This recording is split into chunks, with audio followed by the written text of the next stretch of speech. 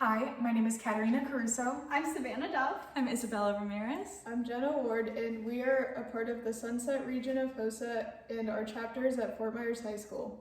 And today we will be discussing gastrointestinal reflux disease, also known in short terms as GERD, which is how it will be referred to for the remainder of the presentation.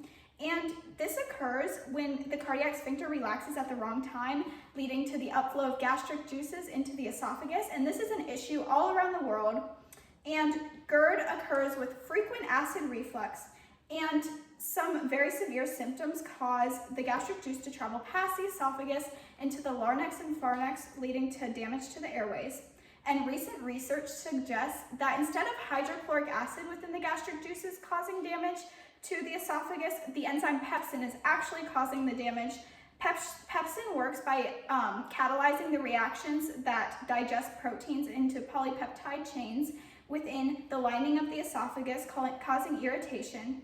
And a treatment method for this is using antacids as buffers to raise the pH of the hydrochloric acid, and these include Mylanta, baking soda, Pepto-Bismol, which will be discussed throughout the remainder of the presentation. And we were inspired through research completed in our biology classes to do more research on GERD and to teach students in grades 11 and 12 about this disease. We started our lesson with an engaging activity that will elaborate on the effects of GERD. This lab will demonstrate how antacids raise the pH of hydrochloric acid in the esophagus. We conducted the experiment alongside with the students, leading them through each step of the way. At completion of this lab, students should be able to understand how over-the-counter antacids affect the denature of pepsin enzymes, causing GERD symptoms. Next, we presented a slideshow that elaborates on the causes, prevention, symptoms, and treatments of GERD. For further prior knowledge, we also did a labeling worksheet of the digestive system with the kids. The next steps of the lesson plan were an antacid worksheet, which explained the purpose and effect of antacids in the treatment of GERD, and we did this worksheet along with the students to help guide them. Next, we did another worksheet about constructing and modeling pepsin as an enzyme, and we guided the students in this worksheet as well for them to understand the primary, secondary, tertiary, and quaternary structures of pepsin.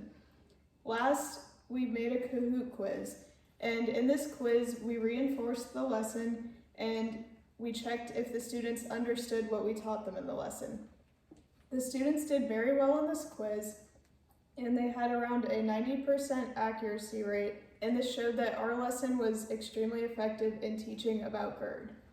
We were able to present this health education lesson to 3 different science courses at Fort Myers High School, this being IB Biology, IB Chemistry, and Anatomy and Physiology. We were able to determine the lesson's effectiveness through a brief 5-question survey that I created through Google Forms. I was able to distribute this form via email to all the students who chose to participate in our lesson. Many of these questions included their grade, science course that they were taking, their knowledge of GERD prior to the lesson, their experience with the lesson, the confidence level they had, and whether or not they would recommend this to one of their peers. This virtual survey had helped us as the presenters to determine the statistics of the overall effectiveness of the lesson towards the students' knowledge acquisition of GERD. Thank you guys so much for watching our presentation, and we hope you enjoyed.